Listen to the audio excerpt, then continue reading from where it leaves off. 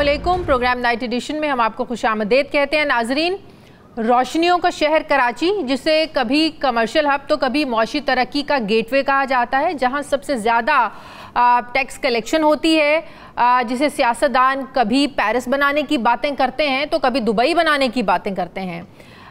लेकिन हकीकत यह है कि वहाँ तो एक ग्रीन लाइन का मंसूबा कई सालों से मुकम्मल हुआ ही नहीं है अभी तक, जो मुस्लिम लीग नून के दौर में 2014 में शुरू हुआ था। मेयर कराची मुर्तज़ा वहाब इस सिलसिले में वज़ीर आज़म शहबाज शरीफ को एक ख़त भी लिख चुके हैं कि मंसूबा मुकम्मल ना होने की वजह से बड़े मसाइल हैं शहर में। ज़ाहिर है ट्रैफिक की जो रवानी है वो भी मुतासिर हो रही है। हमेशा बात की जाती है कि शहबाज शरीफ ने अपने विजन से लाहौर को तरक्की दी, अब वो कराची के मसाइल पर भी फोकस करें।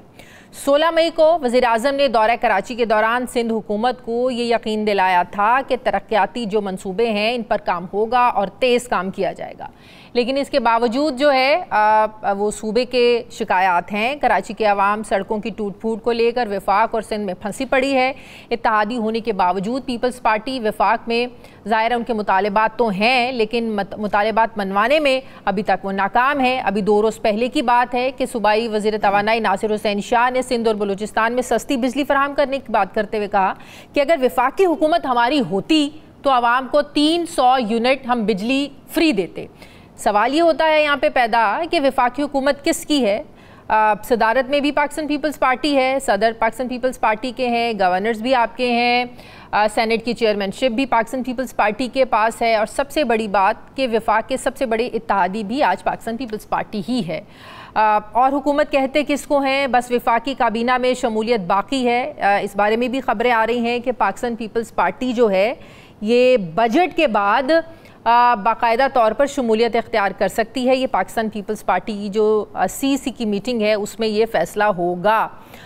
तो क्या ये समझा जाए कि अगर वफाकी काबीना में पाकिस्तान पीपल्स पार्टी शामिल हो जाती है तो जो 300 यूनिट फ्री देने वाला जो बिलावल भुट्टो जरदारी साहब का एक वादा है वो पूरा हो जाएगा। इसके अलावा और भी बहुत सारे मसाइल हैं कराची को लेकर, इन्हीं पर मैं बात करूँगी। मुझे कराची के मेयर और हुकूमत सिंध के तर्जुमान मुर्तज़ा वहाब साहब ज्वाइन कर रहे हैं। अस्सलामुअलैकुम, बहुत बहुत शुक्रिया मुर्तज़ा साहब आपका। कराची के मसाइल पर सर हमेशा बात होती है और बात करना इसलिए भी ज़रूरी है, जैसे कि मैंने अपने इंट्रो में कहा कि कराची सबसे बड़ा शहर, सबसे ज़्यादा टैक्स कलेक्शन वहाँ से होती है, बिज़नेस हब है। लेकिन हमने हमेशा देखा है कि कराची में जो एक टग ऑफ वॉर रही है वो बल्दियाती इदारों के दरमियान में और सिंध की जो सूबाई हुकूमत हमेशा रही है। और पाकिस्तान पीपल्स पार्टी हमेशा ये बात करती थी कि मेयरशिप हमारे पास हो, सिंध हुकूमत भी हमारी होती है तो हम मसाइल का हल तलाश करेंगे। लेकिन अभी भी हम देखते हैं कि कराची में जो मसाइल हैं, क्या ये समझा जाए कि मसाइल का ज़्यादातर ताल्लुक वफाक से है? वफाक की तरफ से कुछ ऐसे मंसूबे हैं जो वहाँ से पूरे नहीं हो रहे हैं? जी बिस्मिल्लाहिर्रहमानिर्रहीम। देखिए शाज़िया, मल्टीपल फैक्टर्स हैं।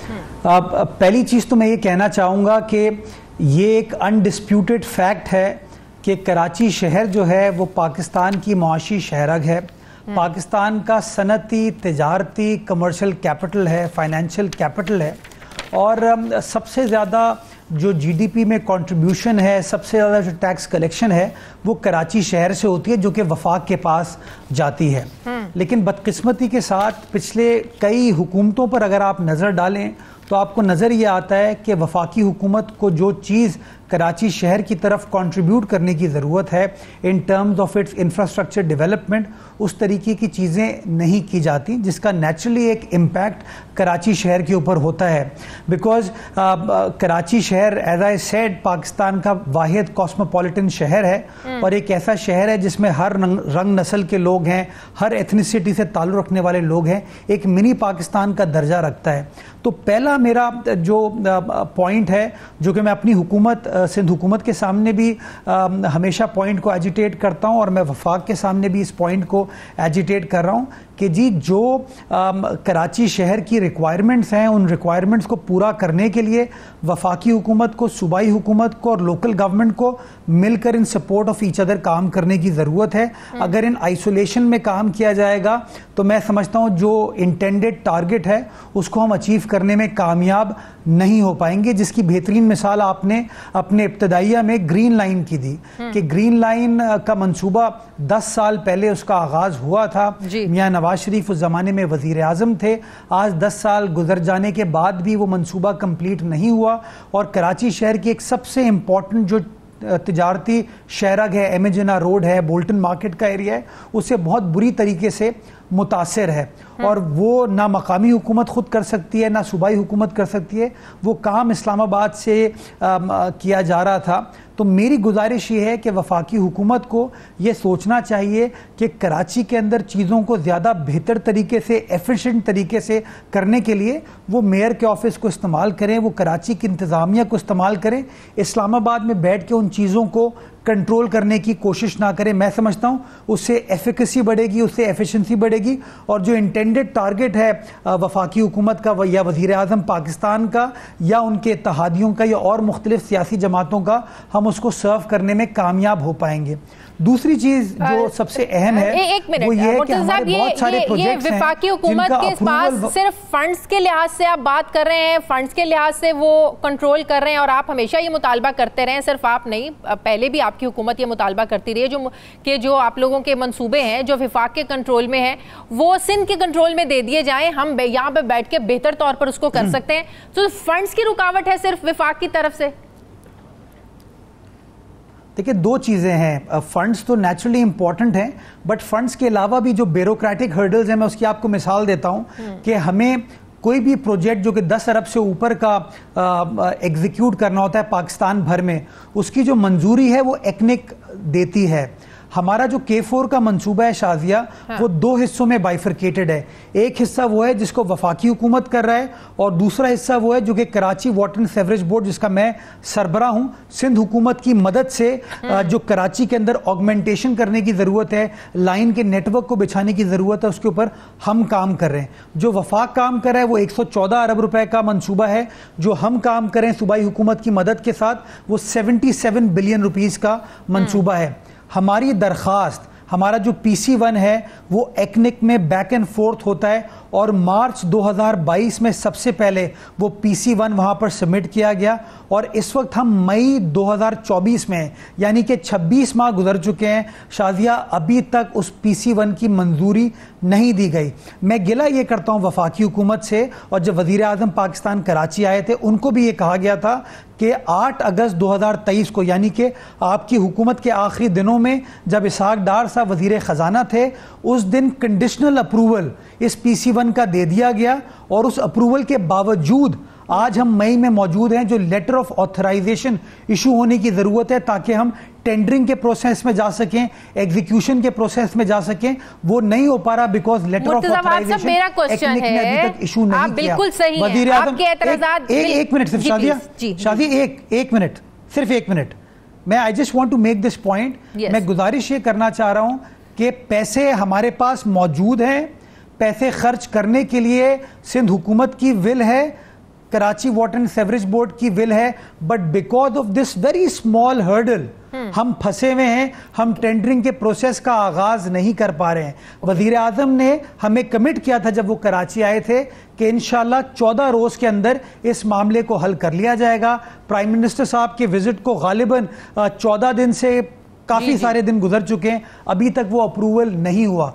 तो ये वो रुकावटें हैं जिसकी वजह से कभी कभार हमारे जो प्रोजेक्ट्स हैं उसको एग्जीक्यूट करने में हमें मुश्किलात का सामना करना पड़ता है। और मैं वज़ीर आज़म को ये गोश गुजार करना चाहता हूँ कि इन प्रोसेसेस को आसान बनाएं। हम जो फॉरेन इन्वेस्टमेंट इस मुल्क में लाना चाहते हैं, हम जब तक अपने प्रोसेसेस को आसान नहीं करेंगे, जो लोकल लोग वहां पर बैठे हैं, चाहे वो प्रोविंशियल गवर्नमेंट की शक्ल में हो चाहे वो लोकल गवर्नमेंट की शक्ल में हो, जब तक हम उनको एम्पावर और मजबूत नहीं करेंगे, आप यकीन जाने उस तरीके से चीजों को। मेरा सवाल ये है मुर्तज़ा वहाब साहब, 16 महीनों की हुकूमत में पाकिस्तान पीपल्स पार्टी एक बड़ी अहम इत्तेहादी रही है, आप लोगों के बगैर वो हुकूमत नहीं बन सकती थी। नंबर 1 PDM की जो थी, नंबर 2 अब भी आप लोगों के बगैर मुस्लिम लीग नून हुकूमत बना नहीं सकती थी। आप लोगों की वजह से इनकी हुकूमत बनी है, भले ही आप लोग विफाकी हुकूमत में शामिल नहीं है।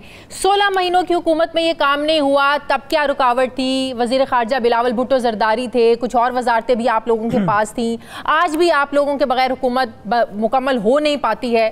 तो क्यों फिर ये जो छोटी छोटी आप हर्डल्स कह रहे हैं, ये तो बड़ा आसान होना चाहिए पाकिस्तान पीपल्स पार्टी के लिए अपने इन मुतालिबात को मनवाना।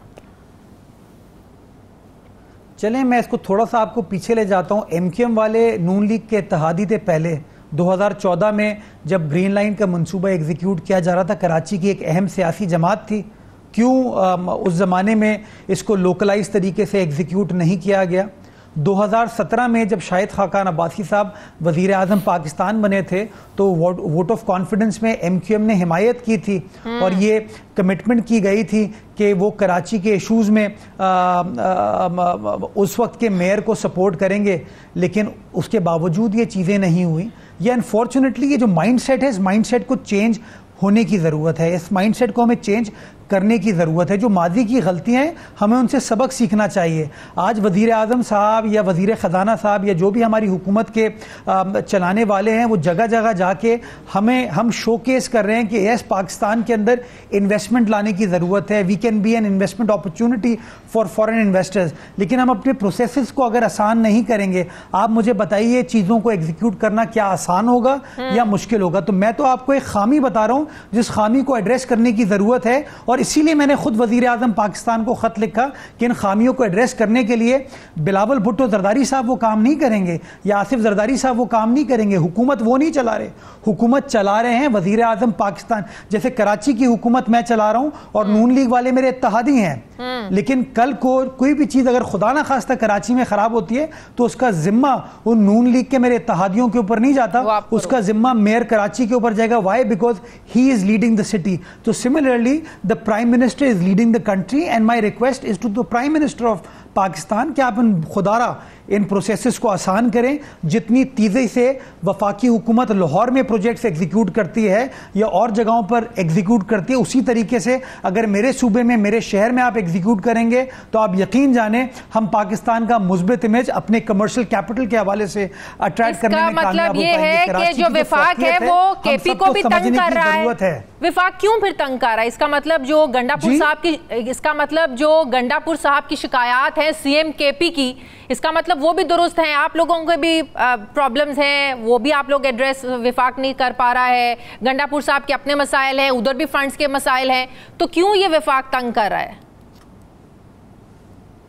देखिए मुझे गंडापुर साहब के मसाइल का नहीं पता, लेकिन हमें समझने की ज़रूरत है कि नून लीग की और पाकिस्तान तहरीक इंसाफ के जो ताल्लुकात हैं ना, वो ताल्लुकात से बढ़कर रियासत का इंटरेस्ट होता है। yes. और रियासत का इंटरेस्ट ये है कि हम मामलात को उलझाएं नहीं, मामलात को सुलझाएं। और मैं समझता हूं कि अगर आज कराची की कमान मुझे बिलावल भुट्टो जरदारी साहब ने दी है, इस नियत के साथ दी है कि कराची शहर की खिदमत करनी है, तो मैं अपने वजीर आला के पास जाता हूं अपने मसाइल हल करने के लिए और मुझे वजीर आला की मुकम्मल सपोर्ट मिलती है, मुझे अपनी सियासी जमात की मुकम्मल सपोर्ट मिलती है। लेकिन एज आई सेड कराची एक मुनफरिद किस्म का शहर है जिसके अंदर वफाकी हुकूमत का एक बहुत बड़ा स्टेक है। कराची शहर के अंदर वफाकी हुकूमत की इंडस्ट्रियल एरियाज़ हैं, वफाकी हुकूमत के 2 पोर्ट्स हैं, वफाकी हुकूमत की कंट्रोल्ड कंटोनमेंट बोर्ड्स हैं, बहुत सारी ऐसी टेरिटरी है जिसके अंदर अगर वफाकी हुकूमत सपोर्ट नहीं करेगी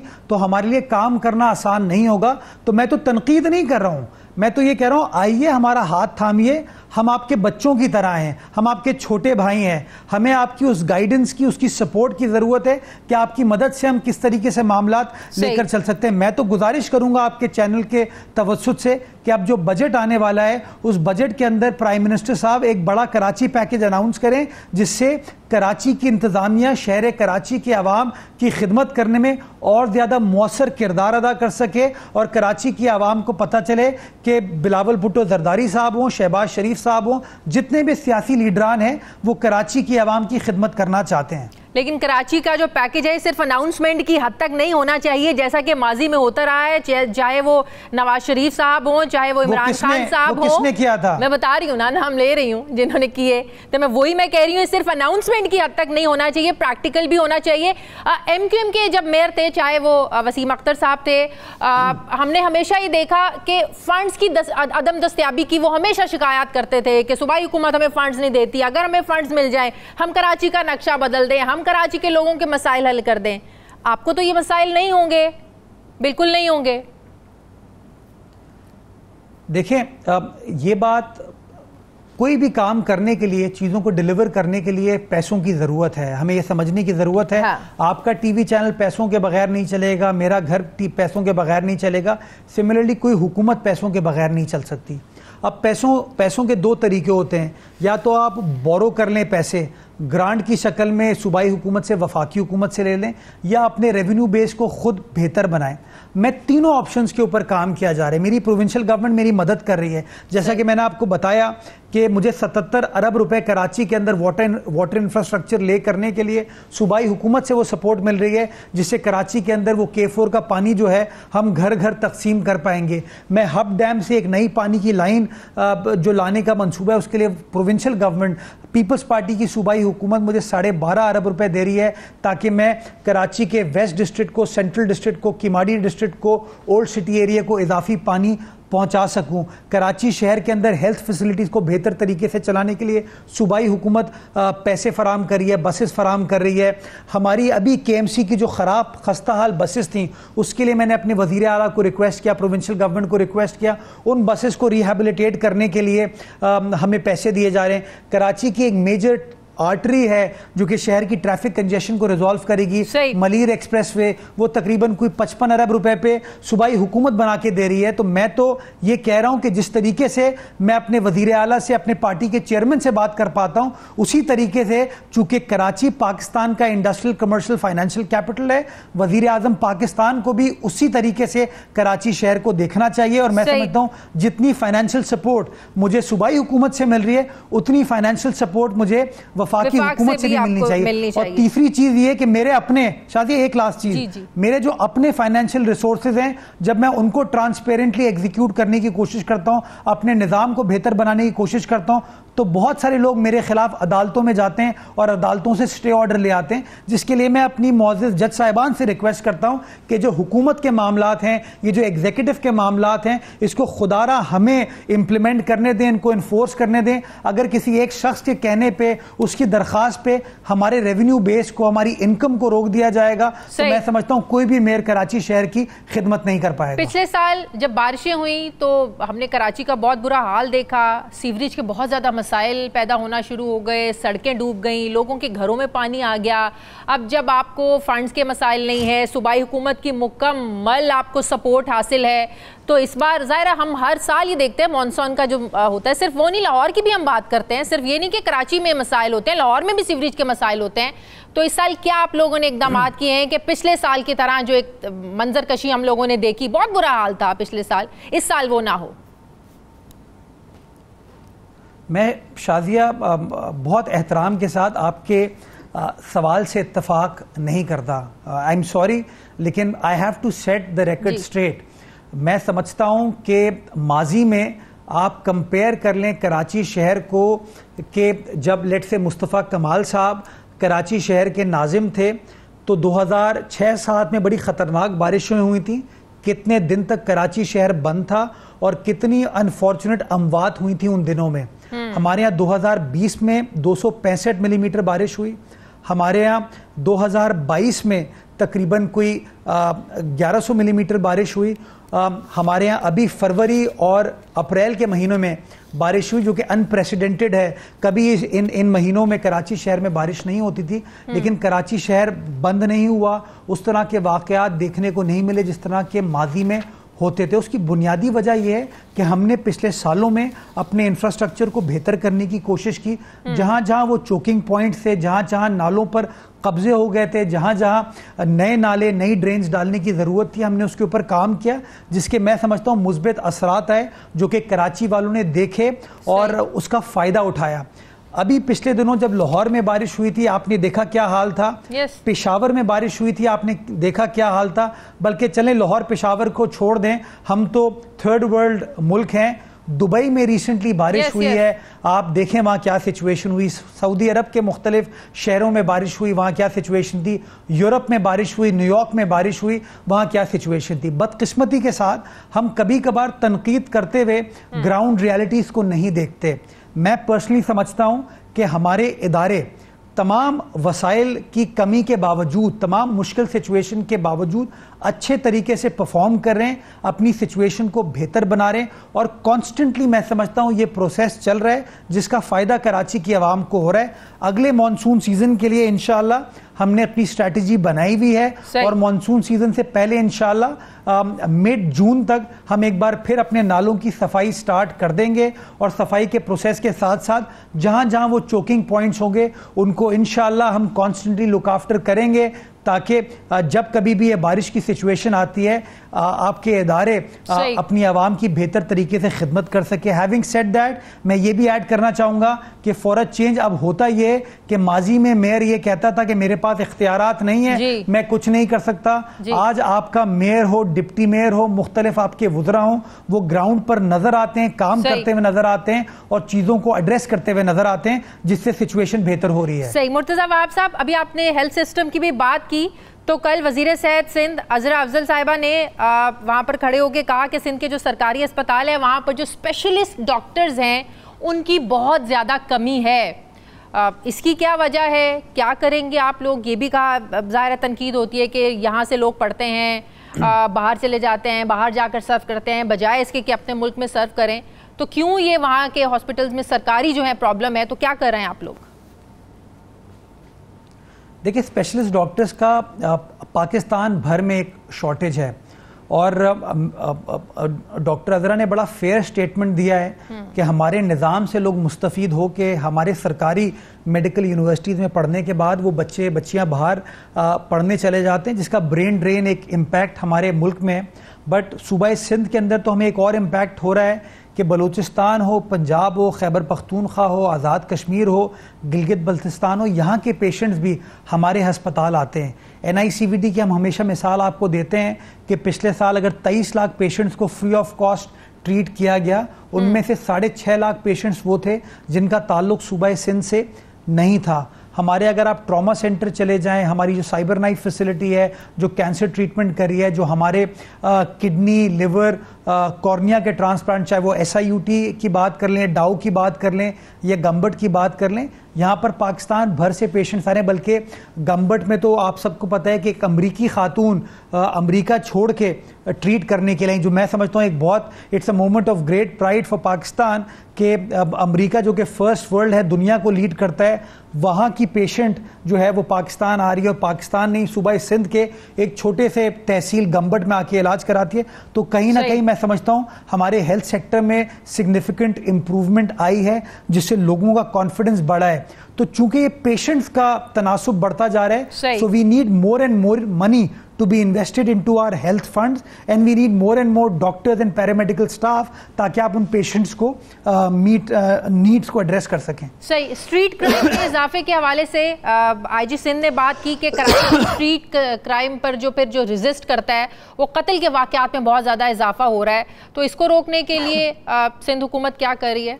बहुत सारे वाकयात रिपोर्ट हो रहे हैं। बिल्कुल, मैं समझता हूँ कि स्ट्रीट क्राइम एक बहुत बड़ा चैलेंज है सिंध हुकूमत के लिए, सिंध पुलिस के लिए, कराची की इंतज़ामिया के लिए, जिसको हंगामी बुनियादों पर एड्रेस करने की ज़रूरत है।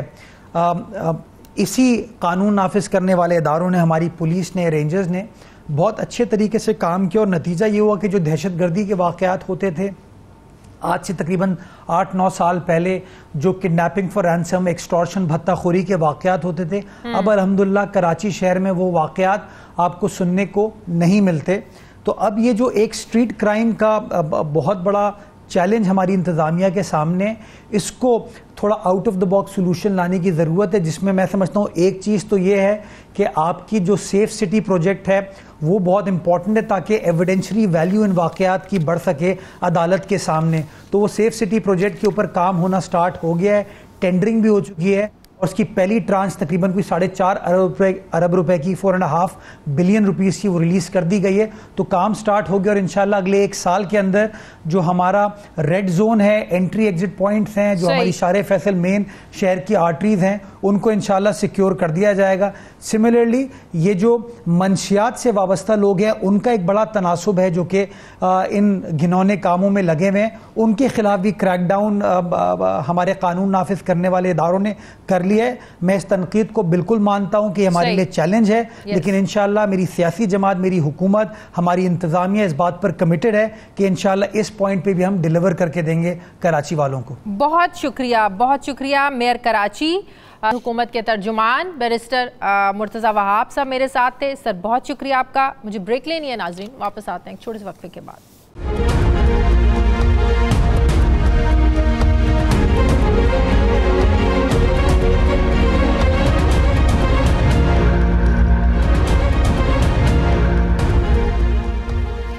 ब्रेक के बाद एक बार फिर से आपको खुशामदीद कहते हैं नाजरीन।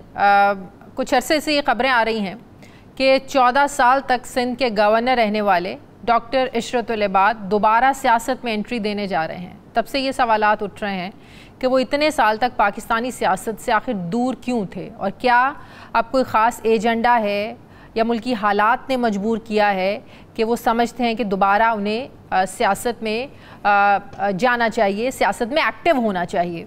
सियासत से किनारा कश होकर दुबई में मुकीम डॉक्टर इशरतुल इबाद का अभी तक कोई ऐसा फ़ैसला बाकायदा तौर पर तो सामने नहीं आया जिससे ये पता चल सके कि उनकी दोबारा जो एंट्री है वो किस सियासी जमात के प्लेटफॉर्म से होगी, या फिर वो अपनी अलग सियासी जमात बनाकर मैदान में उतरना चाहते हैं। लेकिन ये हकीकत है कि डॉक्टर इशरतुल इबाद की जो शख्सियत है और मामला फ़हमी, सियासी बसीरत, इसका ट्रैक रिकॉर्ड ऐसा है कि वो हर दौर में हुक्मरानों और ताकतवर हलकों में ख़ासा असर रखते आए हैं।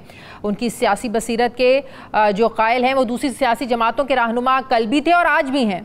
वो जिधर नज़र उठाएंगे उन्हें तो कबूलियत मिल जाएगी। यही वजह है कि 2002 से 2016 तक यानी 14 साल तक सिंध के गवर्नर वो रहे। उस दौरान वफाक में कई हुक्मरान आए गए, मार्शल लॉ से जमहूरियत तक निज़ाम हुकूमत बदले, मगर सिंध के गवर्नर हाउस में डॉक्टर इशरतुल इबाद को उन्होंने अपनी जगह बनाए रखी। हालांकि उस वक्त की MQM की लीडरशिप ने कई बार डॉक्टर इशरतुल इबाद को बड़ा इख्तलाफ भी करते थे, लेकिन कोई उनकी गवर्नरी को नहीं छेड़ सका। यहाँ तक कि MQM और पाकिस्तान पीपल्स पार्टी से इख्तलाफात पर उन्होंने पहले 2011 और फिर 2013 में गवर्नरी से इस्तीफ़ा भी दिया। नवाज शरीफ की हुकूमत के दौरान भी उन्होंने इस्तीफ़ा दिया, लेकिन हर बार उनका इस्तीफ़ा एक्सेप्ट नहीं होता था और वह गवर्नरी के अहदे पर वो फायज़ रहे और अपने जो जिम्मेदारी थी वो पूरी करते रहे। साबिक सदर जनरल परवेज़ मुशर्रफ हों या जरदारी साहब हों या नवाज शरीफ हों या इमरान खान हों, सब इनकी सियासी बसीरत के कायल रहे हैं। लेकिन फिर अगस्त 2016 का दिन आता है जब एक मुल्क दुश्मन तकरीर होती है जो MQM की 32 साल जो सियासत थी उस पर ऐसी भारी पड़ती है कि सब कुछ बिखर कर रह जाता है।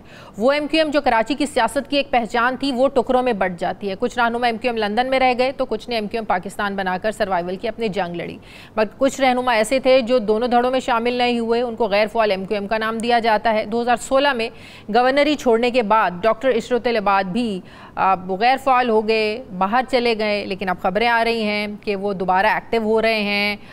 कुछ लोगों को इकट्ठा करने की एक प्लेटफॉर्म पर कोशिश कर रहे हैं। बहुत सी मुलाकातें, सियासी मुलाकातें हो चुकी हैं उनकी दुबई में, जैसे शाहिद खाकान अब्बासी साहब हैं, मिफ्ता इस्माइल साहब हैं। हालिया दिनों में दुबई में डॉक्टर इशरतुल इबाद से इनकी मुलाकातें हो चुकी हैं ताकि नई जमात को ज़ाहिर है अगर बनाना चाहते हैं तो कराची के जो एक ज़बरदस्त चेहरा है उसका सहारा मिल सके। लेकिन डॉक्टर इशरतुल इबाद जो हैं वो सियासी मंजरनामे को लेकर क्या सोच रहे हैं? क्या वो अपनी जो पहली सियासी जमात है उसी के साथ सियासत अपनी दोबारा उसको शुरू करना चाहते हैं? नई सियासी जमात और मौजूदा मुल्की सियासी हालात को वो कैसे देखते हैं? जो एक इंस्टेबिलिटी है हमारे मुल्क में, ये कैसे दुरुस्त हो सकती है, कैसे ठीक हो सकती है? मैं बात करूँगी। मुझे ज्वाइन कर रहे हैं साबिक गवर्नर सिंध डॉक्टर इशरतुल इबाद साहब। अस्सलाम वालेकुम। बहुत बहुत शुक्रिया डॉक्टर साहब आपका। डॉक्टर साहब सबसे पहले तो ये बताइएगा, क्या ये बात बिल्कुल दुरुस्त है कि आप एक्टिव हो रहे हैं, एक अरसा आप मुल्क से दूर रहे और एक कोई नई सियासी जमात के थ्रू आप सियासत में एंट्री करना चाह रहे हैं? क्या प्लान है आपका? जी वालेकुम सलाम शादिया, बहुत शुक्रिया आपने मुझे मौका दिया। बुनियादी तौर पे अभी इस पॉइंट एंड टाइम पे मैं अपनी इंटेंट आपको बता सकता हूँ। गो के कुछ मैंने सोचा भी है, खाका भी तैयार कर लिया है, पूरी एक स्ट्रेटजी है जी। लेकिन इंटेंट ये है कि देखें मौजूदा जो हालात हैं, मैं इतने दिन खामोश रहा और दुआ गो रहा जो भी सियासी जमातें हैं वहाँ मुल्क की तरक्की के लिए काम करें, और हमेशा यही ख्वाहिश है हर पाकिस्तानी की कि पाकिस्तान तरक्की करे, पाकिस्तान मजबूत हो, पाकिस्तान के लोग मजबूत हों। लेकिन गुज़िश्ता चंद कुछ अरसे से सूरत हाल आप भी देख रहे हैं और सभी कंसर्न हैं। यहाँ बहुत लोगों से मुलाकातें भी रहीं, हर तबके फ़िक्र के लोगों से, सब ने कंसर्न्स भी शो किए। फिर मैंने अपनी एक सोल सर्चिंग की और मैंने ये सोचा कि मेरे पास क्या चॉइस है। मेरे पास एक चॉइस तो ये है कि ऐसे ही तमाशाई बन के देखता रहूँ सूरत हाल को और अफसोस करूँ या दुआ करूँ, या अल्लाह ताला ने एक इज़्ज़त दी, एक मौका दिया, 14 साल एक तजर्बा दिया, बड़े गंभीर हालात को देखा, इस तरह के बड़े पॉलिटिकल टर्मोइल्स आए और उसमें डिफ़िकल्ट सिचुएशन में सॉल्यूशंस भी हमने निकाले। बहुत चीज़ों में सक्सेसेस हुई, बहुत फेलियर्स भी हुए, लेकिन बहरहाल नटशेल ये है कि एक अल्लाह ताला ने एक तजर्बा दिया और मैं रीड कर सकता हूँ, सिचुएशन को देख सकता हूँ और प्रोजेक्ट कर सकता हूँ, उसकी एनालिसिस कर सकता हूँ। तो इस हवाले से मैंने सोचा कि नहीं, ये तमाशाई बन के देखने का वक्त नहीं है। और ये जो पॉलिटिकल इंस्टेबिलिटी है जो कि जिसकी बाई प्रोडक्ट्स हैं सारी ये मसाइल जो हम देखते हैं, और इसमें पोलराइजेशन जो सबसे ख़तरनाक बात जो है वो पोलराइजेशन की है, और जिस तरह एक नफ़रतें बढ़ रही हैं, जो बिटरनेस बढ़ रही है, और आपस में अपने ही कंपोनेंट जिन्होंने मुल्क को आगे लेके चलना है, चाहे वो गवर्नमेंट हो, चाहे अपोजिशन हो, चाहे अदलिया हो, चाहे इस्टेब्लिशमेंट हो, चाहे अवाम हो, ये सब ने मिल के मुल्क की गाड़ी को आगे चलाना है और मुल्क को तरक्की की राह पे ले जाना है। और इनमें एक पोलराइजेशन की फ़िज़ा बनी हुई है। उसमें मैंने ये सोचा कि मैं क्या किरदार अदा कर सकता हूँ, क्या कर सकता हूँ और किस तरह से कर सकता हूँ। तो ये मैंने एक मुसम्मम इरादा किया है कि मुझे तमाशाई बन के नहीं बैठना चाहिए। तो कहाँ जा रहे हैं आप? नई सियासी जमात के थ्रू आ रहे हैं, क्या करने जा रहे हैं आप, और कब आ रहे हैं, क्या करने जा रहे हैं?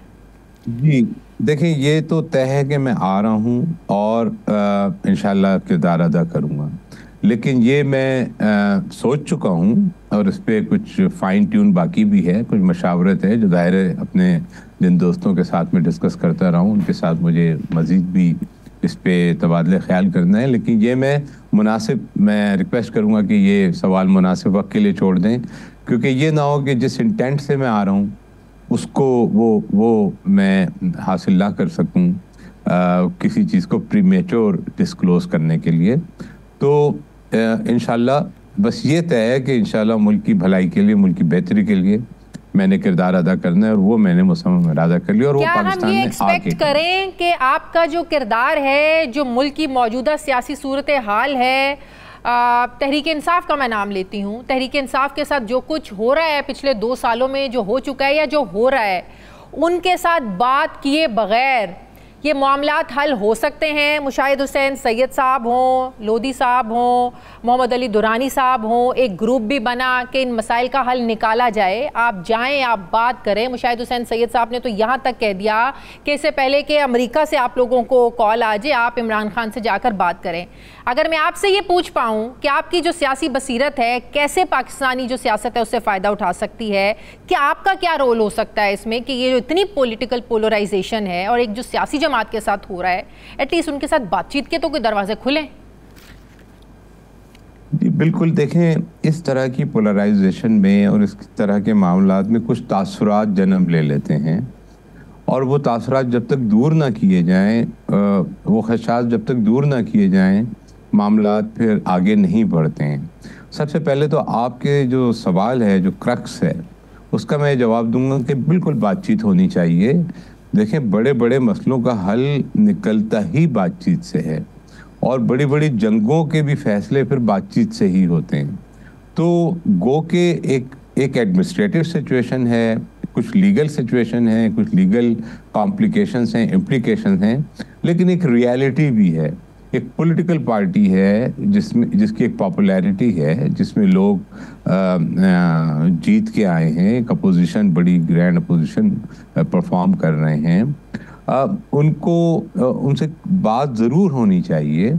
और इसमें मैं सजेस्ट ये करूँगा कि हमारे यहाँ बड़े सीनियर जय्यद पॉलिटिशियंस हैं, मुशाहिद साहब का आपने नाम लिया, और दीगर बहुत सारे लोग हैं, बहुत रिस्पेक्टेड लोग हैं, जो कि इनिशिएटिव लें और इस चीज़ को, जो ये पोल्स बन गए हैं, इन पोल्स को, इनकी बिटरनेस को कम करने के लिए, तासुरात को सही करने के लिए, जो कुछ हो सकता है इसमें बिकॉज ऑफ इन कम्युनिकेशन बहुत सारी गलतफहमियाँ भी बीच में पैदा हो रही हों, लोग पैदा भी कर रहे हों, हो सकता है बहुत सारे मसाइल हों, उनको एड्रेस करने की ज़रूरत है, क्योंकि ऐसे तो नहीं चल सकता, ऐसे तो इसके नुकसानात ही हो रहे हैं, और जब तक पॉलिटिकल इनस्टेबिलिटी होगी तो मुल्क नुकसान ही की तरफ जाएगा। कोई तरीका नहीं है जिससे कि स्टेबलाइजेशन हो। तो सबसे पहला ऑब्जेक्ट जो है, मैं समझता हूँ तमाम सियासी जमातों को और जो हमारे सीनियर पॉलिटिशियंस हैं, जो समझते हैं इन चीज़ों को, जो हर दौर देख चुके हैं और हर दौर का इख्तिताम भी देख चुके हैं, उसकी इब्तिदा भी देख चुके हैं, उसकी इंतहा भी देख चुके हैं, तो उन सबको इस बात का अच्छी तरह अंदाजा है कि द की इज कम्युनिकेशन, और बातचीत करनी चाहिए, और एक सेंसिबल। मैं अगर आपसे ये पूछ पाऊं डॉक्टर साहब कि मुज़ाकरात, क्या ये जिन मसाइल का आप और मैं इस वक्त बैठ के जिक्र कर सकते हैं, क्या ये सियासी जमातों के हाथ में है, वो हल कर सकती हैं, या आप समझते हैं कि इस्टेब्लिशमेंट से बात किए बगैर ये मामलात आगे बढ़ नहीं सकते, बावजूद इसके कि इस्टेब्लिशमेंट तो अब बारहा हमारी फ़ौज ये कह चुकी है कि सियासत में उन्हें ना घसीटा जाए, वो सियासत से दूर रहें। इवन कि हमारे सियासतदान भी यही कहते हैं, इस्टेब्लिशमेंट भी अब ये कहती है कि हमारा सियासत से कोई ताल्लुक़ नहीं है। आप समझते हैं कि मौजूदा हालात इस्टेब्लिशमेंट को इन्वॉल्व किए बगैर हल हो सकते हैं? देखिए, जो रियलिटी है ना, उसको थ्योरेटिकल कंसिडरेशन में नहीं लेना चाहिए। रियलिटी ये है कि हमारे मुल्क की हिफाजत, उसकी सिक्योरिटी, इंटरनल एक्सटर्नल, उसमें इस्टेब्लिशमेंट का बहुत इम्पोर्टेंट रोल है। और मैं ये कहता रहा हूँ कि देखें, हर इदारे का, जैसे एक इंसान का मिजाज होता है, कौमों का मिजाज होता है, इसी तरह हर इदारे का मिजाज होता है, और इस इस्टेब्लिशमेंट का मिजाज जो होता है वो स्टेट सेंट्रिक होता है। वो एंटी स्टेट किसी भी एक्टिविटी को परसीव करे, ये हो सकता है कि जजमेंट गलत हो, सही हो, लेकिन जहां वो ये डिडक्ट करेगी कि ये एंटी स्टेट एक्टिविटी है, वो रिएक्ट करती है, क्योंकि उसका मिजाज ही स्टेट को प्रोटेक्ट करना है। इस तरह जुडिशरी है, उसको इंसाफ देना उसका मिजाज है, वो आइन और कानून से हट के फैसले ही नहीं कर सकते, वो किसी मसलहत पसंदी का शिकार हो नहीं सकते। लेकिन जो पॉलिटिशियंस हैं, वो उनका डोमेन बहुत बड़ा होता है, वो सियासी मसलहतों को, सियासी ज़रूरतों को, मुल्क को इस वक्त क्या ज़रूरत है, मुल्क को स्टेबल कैसे करना चाहिए, वो इसका सलूशन बिल्कुल निकाल सकते हैं। और उसको निकालने के लिए तमाम ही कंपोनेंट के लिए ज़रूरी है कि वो उनसे उनका इन्वॉल्वमेंट हो जहाँ तक होना चाहिए, ताकि मुल्क को एक बार स्टेबल करें और स्टेबल करके फिर आगे चला जाए। जो लेकिन समझ में नहीं आता ना, सब सियासी जमातें ये इस हकीकत को जानती हैं कि इस्टेब्लिशमेंट से इस वक्त बात करना ज़रूरी है, लेकिन जब कोई इस्टेब्लिशमेंट से बात करने की ज़रूरत को महसूस करता है या कहता है कि हम इस्टेब्लिशमेंट से बात करेंगे, तो वही सियासी जमातें दूसरी जमात को ताना भी देती हैं। ये हकीकत है कि हमारे मुल्क की इस वक्त जो सियासत है उसमें इस्टेब्लिशमेंट की इन्वॉल्वमेंट ज़रूरी है तहरीक इंसाफ के मामलात को लेकर। Do you agree sir? जी, देखें, बात यही मैंने आपसे अर्ज किया कि देखें, अगर हम बात करें कि गवर्नमेंट और अपोजिशन बात कर ले, तो वो भी देखें, वो अपने मिजाज के साथ बात करेंगे। गवर्नमेंट का अपना मिजाज होता है, अपोजिशन का अपना मिजाज होता है। तो लिहाजा ये जो हमारे सीनियर पॉलिटिशियंस हैं, जो कंसर्न हैं और जो समझते हैं कि सॉल्यूशंस क्या हैं, वो उनको एफर्ट करनी चाहिए और उनको इंटरवीन करना चाहिए, इस सिचुएशन पे स्टेप लेना चाहिए, बात करनी चाहिए, और इस पोलराइजेशन को, इस बिटरनेस को, इन तलखियों को ख़त्म करना चाहिए। क्योंकि देखिए, सबसे बड़ी नुकसानदेह चीज़ें क्या हैं इस वक्त जो नज़र आ रही हैं? एक तो ये नज़र आ रहा है कि पॉलिटिकल इनस्टेबिलिटी है, ये सारे बुराइयों की जड़ है। सारी जितनी आप प्रॉब्लम देख रही हैं, चाहे मईशत देख लें, चाहे जो भी मामला देख लें, चाहे पिक्चर देख लें, चाहे परसेप्शन देख लें पाकिस्तान का, वो इसी की वजह से इमर्ज हो रहा है। दूसरा ये हो रहा है कि इस प्रोसेस में जो सबसे एक ख़राब काम हो रहा है, जो कि मुल्क के लिए बहुत ही नुकसानदेह है, वो ये कि आपकी अफवाज और आवाम में फासला बढ़ रहा है और एक परसेप्शन बहुत गलत हो रहे हैं। देखें, पाकिस्तान की हिफाजत, स्टेट की हिफाजत फ़ौज ज़रूर करती है, इस्टेब्लिशमेंट उसकी निगरानी करती है और उसको इंश्योर करती है, लेकिन जब तक आवाम उसके साथ नहीं होती, उस इफ़ेक्टिवली उस तरह से हिफाजत नहीं की जा सकती। तो मेरा यही मशवरा होगा कि ऐसा मौका ना दें कि जो एंटी स्टेट एलिमेंट्स हैं वो इस मौके का फ़ायदा उठाएं और हमारी इन तलखियों का फ़ायदा उठाते हुए हमारी मुल्क को, हमारी स्टेट को नुकसान पहुंचाएं। तो उसमें आई थिंक लोगों को अपना किरदार अदा करना चाहिए। सही। डॉक्टर साहब, मौजूदा MQM की सियासत को आप कैसे देखते हैं? जी देखिए, मौजूदा MQM की सियासत इस वक्त जैसे है वो ये कि ज़ाहिर है कि तो पूरे मुल्क में एक बहस है कि रिजल्ट ठीक हैं या नहीं हैं। तो ये मामला लीगली चैलेंज हुआ है और जहाँ तक MQM की पॉलिटिकल स्टैंडिंग की बात है वो बुरी तरह हर्ट हुई है। तो MQM तो इस वक्त दोनों मसाइल का शिकार है कि उसकी पॉलिटिकल स्टैंडिंग भी हर्ट हुई है और यानी अखलाकी उसकी जो मॉरल वैल्यूज़ हैं वो हर्ट हुई हैं और जो लीगल स्ट्रेंथ है वो चैलेंज हुई है। तो एक डिफिकल्ट, लेकिन इनकी सियासत की समझ नहीं आती ना, जिसके साथ हुकूमत में इत्तेहादी होते हैं उसी के खिलाफ अदम एतमाद ले आते हैं, जिसकी तारीफें कर कर थकते नहीं है उसके खिलाफ अगली हुकूमत में बयानात देने शुरू। MQM की अपनी सियासत क्या है? देखिए, मैं तो समझता हूँ इनको पब्लिक सेंट्रिक सियासत करनी चाहिए। बाकी स्टेट अफेयर्स में जो मामला हैं उनको बड़े सेंसिबली, ताकि उन स्टेप्स को ऐसे लें जिससे कि उनकी मॉरल स्टैंडिंग पब्लिक में बाकी रहे, रेस्टोर हो सके। लेकिन उनका जो MQM की जो मिजाज है और जो ग्रोथ है वो थ्रू आउट पब्लिक सेंट्रिक रहा है। आई थिंक उससे डिटैच ना करें अपने आप को, पब्लिक से कनेक्ट करें, पब्लिक सेंट्रिक को, पब्लिक को डिलीवर करें, तो ये रिकवर कर सकते हैं। बाकी नेचुरली अवाम का फैसला है कि वो क्या उनके लिए फैसला करते हैं। सही। बहुत शुक्रिया साबिक गवर्नर सिंह। डॉक्टर इशरतुल इबाद साहब मेरे साथ हैं। बहुत शुक्रिया डॉक्टर साहब आपका। लेनिए नाज़रीन, वापस आते हैं वक्फे के बाद।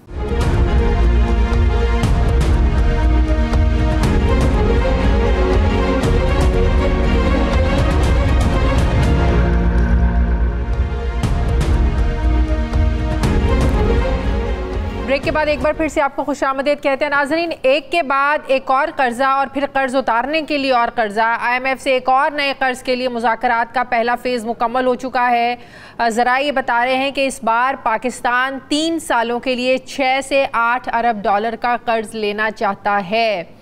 बात यह है कि ये जो कर्ज़ लिया जाएगा, क्या ये कर्ज़ उतारने के लिए ही सिर्फ इस्तेमाल होगा? IMF की टीम पिछले 10 रोज़ से पाकिस्तान में ही थी, जो हमारी वजारत ख़जाना और FBR की टीमों से अगले कर्ज़ प्रोग्राम के लिए तजावीज़ भी दी गई। और आपको तो पता है कि ये तजावीज़ बाद में शराइत का रूप धार लेती हैं। ज़रा ये भी बताते हैं कि नए माली साल में IMF ने 11,000 अरब रुपए पाकिस्तानियों से टैक्स की मद में निकलवाने का कहा है, जिसमें ज़राई आमदनी को इनकम टैक्स नेट में लाने की तजवीज़ दी गई है। सिर्फ यही नहीं, IMF ये चाहता है कि जो पेंशनर्स हैं उन पर भी टैक्स जो छूट है, जो रिलीफ है, उसको ख़त्म किया जाए।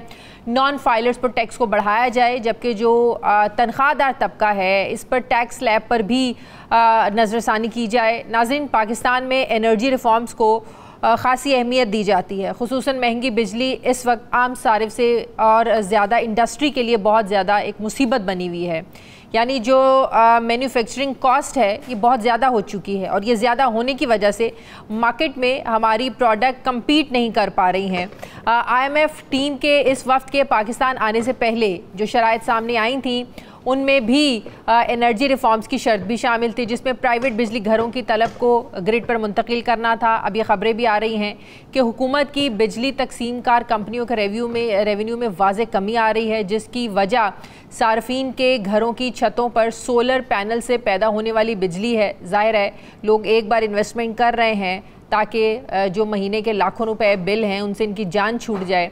और तरक्की याफ्ता दुनिया की तरह महंगी बिजली ख़रीद कर इस्तेमाल करने की बजाय यहाँ पर सस्ती बिजली के इस्तेमाल से बिजली के बिलों से जान तो छूट जाती है, लेकिन फिर होता क्या है, फिर महंगे डीजल से बिजली बनाने वाली जो IPPs कंपनीज़ हैं, फिर इनको कैपेसिटी पेमेंट कैसे करेगी हमारी हुकूमत। लिहाजा हुकूमत तो चाहती है कि सोलर की बिजली छोड़ो और IPPs की बिजली ख़रीदो, जिसके लिए नेट मीटरिंग की जगह ग्रॉस मीटरिंग का निज़ाम लाने की ख़बरें हैं। अब सवाल ये है कि IMF के दबाव में पाकिस्तान अगर सोलर पॉलिसी में तब्दीली लेकर आता है तो इसके असरात क्या होंगे। IMF कर्ज देने से पहले मुल्क में जारी जो पॉलिटिकल एक टेंशन है, एक इंस्टेबिलिटी है, इस पर अपना कंसर्न शो कर चुका है। अब सवाल यह है कि सियासी हालात जो है ये नए कर्ज प्रोग्राम पर कोई असरअंदाज हो सकते हैं। हुकूमत की यहाँ पर क्या जिम्मेदारी बनती है। टैक्स आने वाला है, हुकूमत वफाकी बजट की तैयारी कर रही है। IMF की शराइत को देखते हुए वफाकी बजट के मतवक्के खदोखल क्या हो सकते हैं। और सिर्फ जून में बजट नहीं आता, यहाँ हर महीने ही हुकूमत जो है वो बजट पेश करती रहती है। मैं बात करूँगी, मुझे माहिर मौशियात डॉक्टर हफीज़ पाशा साहब ज्वाइन कर रहे हैं। अस्सलाम वालेकुम, बहुत बहुत शुक्रिया पाशा साहब आपका। पाशा साहब, हर एक की नज़रें लगी हुई हैं कि IMF का जो नेक्स्ट प्रोग्राम है वो किन शराइत पर मबनी होगा और उन शराइत की वजह से आम पाकिस्तानियों को क्या क्या और मज़ीद जो है उसको क्या पे करना पड़ेगा, क्या कुछ खोना पड़ेगा। आपको पता है 2 वक्त की रोटी तो आम लोगों के लिए पहले ही मुश्किल बनी हुई है। यहाँ पर तो लोड शेडिंग भी होती है और बिजली भी महंगी मिलती है। तो आपको जो आने वाला बजट है इसकी शक्ल नज़र क्या आ रही है? बिस्मिल्लाहिर्रहमानिर्रहीम। बात दरअसल ये है कि IMF के साथ जो बातचीत आगाज में हुई है वो मुकम्मल हो चुकी है और IMF का जो मिशन था वो जा चुका है। और इस उम्मीद से कि पाकिस्तान जो अनकरीब बजट ला रहा है जून के पहले हफ्ते के एंड में, उसमें जो रिफॉर्म्स वगैरह होंगे वो ऐसे होंगे जिस पर एग्रीमेंट हो चुका है। अब सवाल ये पैदा होता है कि क्या है जो हमें करना पड़ेगा। हाँ। आपने मुनासिब समरी पेश की है और आपने एक जिक्र भी चलते हुए कहा है कि हमें अपने रेवेन्यूज को 11,000 अरब से भी ज्यादा करना पड़ेगा, फेडरल रेवेन्यूज जो है टैक्स रेवेन्यूज। हाँ। हाल ये है कि इस साल के एंड तक तकरीबन 9,000 कुछ 100-200 अरब तक हम पहुंच जाएंगे, तो तकरीबन 1,800 से 2,000 अरब तक के एडिशनल रेवेन्यूज हमें जनरेट करने पड़ेंगे। हाँ। सवाल ये पैदा होता है कि ये कैसे होगा। और इसके लिए आप जो एग्जिस्टिंग आपके जो टैक्सेस हैं उनको इजाफा करने से आपको बिल्कुल वो हासिल नहीं होगा। उससे बोझ जो बेचारे लोगों पर ऑलरेडी है वो बढ़ेगा। आपको बहुत ही फंडामेंटल किस्म के रिफॉर्म्स लाने हैं, ब्रॉड बेसिंग करनी है। इसमें 3 शोबे बहुत अहम है जिसका इशारा IMF ने भी किया है। अब वक्त आ गया है कि एग्रीकल्चरल इनकम्स, खास तौर पे जो बहुत बड़े जमींदार हैं, उन्हें अब कुछ कंट्रीब्यूट करना है। दूसरी तरफ जो बड़े आपके दुकानदार, ट्रेडर्स वगैरह हैं, वो भी बहुत कम रेवेन्यू देते रहे हैं और ये एक बहुत बड़ा शोबा है, तो इससे भी कुछ हासिल करना पड़ेगा।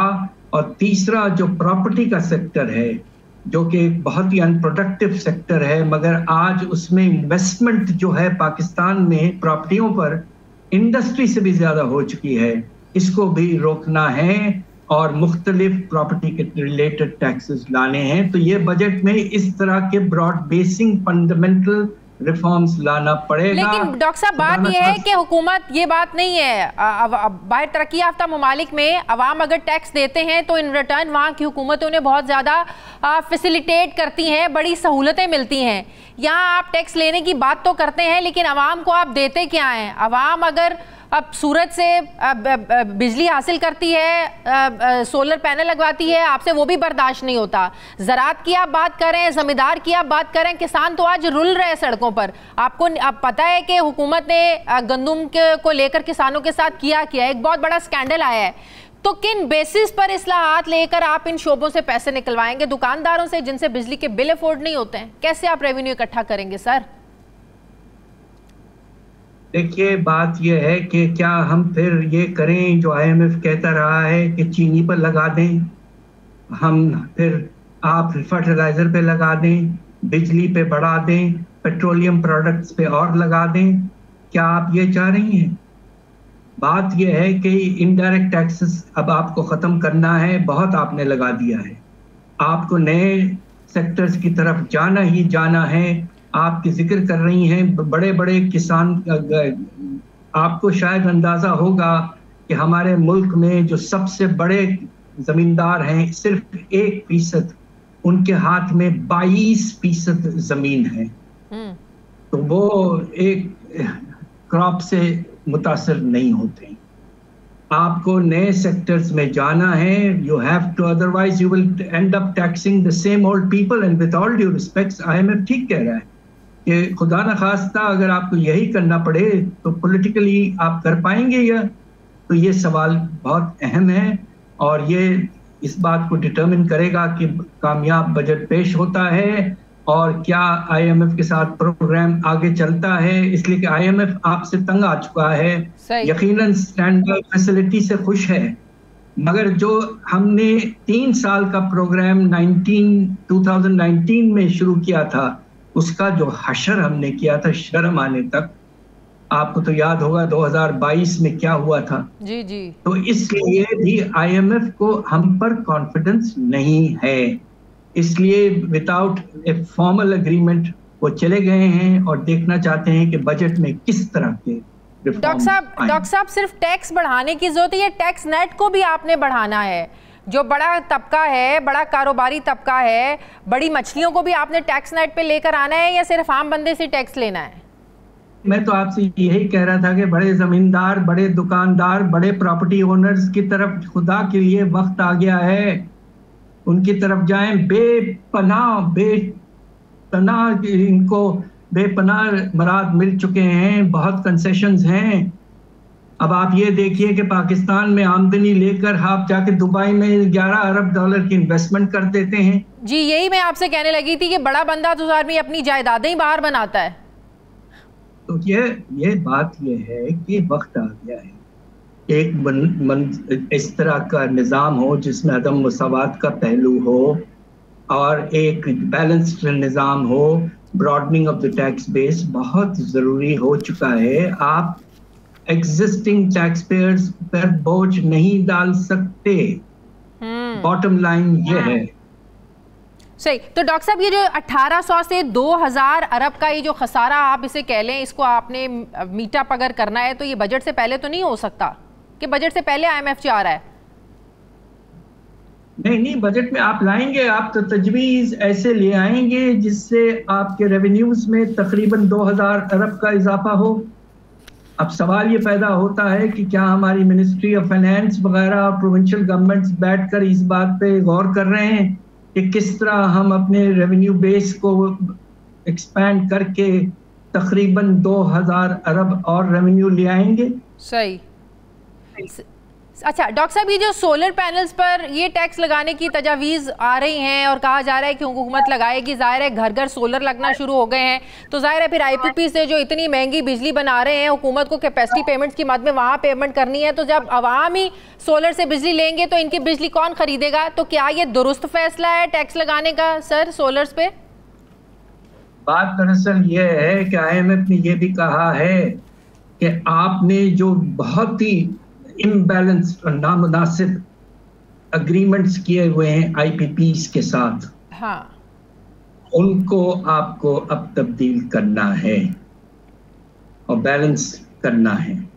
तो ये तो हमें कोशिश करना चाहिए, इसलिए कि इस कदर अनफेवरेबल टर्म्स बहुत कम एग्जाम्पल्स सारी दुनिया में शायद मौजूद हों। दूसरी तरफ आप जो टैक्स का निज़ाम है, हमारी तो कोशिश ये होनी चाहिए कि आने वाले सालों में जिस हद तक हो सके रिन्यूएबल एनर्जी की तरफ जाएं। उसकी वजह ये है कि रिन्यूएबल एनर्जी की तरफ, सोलार वगैरह की तरफ जब हम जाएंगे और जा रहे हैं तो उससे जो फ्यूल हम इंपोर्ट करते हैं वो कम होना शुरू हो गया है, बिल्कुल, और भी कम होगा।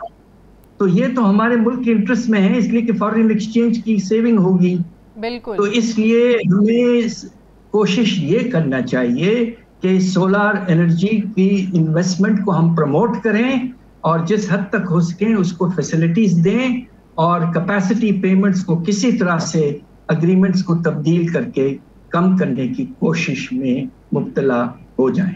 सर, एग्रीमेंट्स रिविजिट कैसे हो सकते हैं? कुछ एग्रीमेंट्स पूरे होने भी कोई 5 साल पड़े हैं, किसी में 10 साल पड़े हैं, तो वो रिविजिट कैसे हो सकते हैं? कंपनीज मान जाएंगी?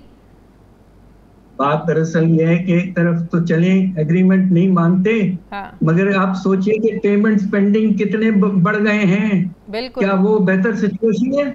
आप ये सोचिए कि चाइनीज IPPs जो नए आए हैं पिछले 8-10 साल में, उससे भी कम, क्या वो इस बात पे खुश हैं कि उनकी पेमेंट्स $2 अरब तक की तकरीबन पेंडिंग हो चुकी हैं?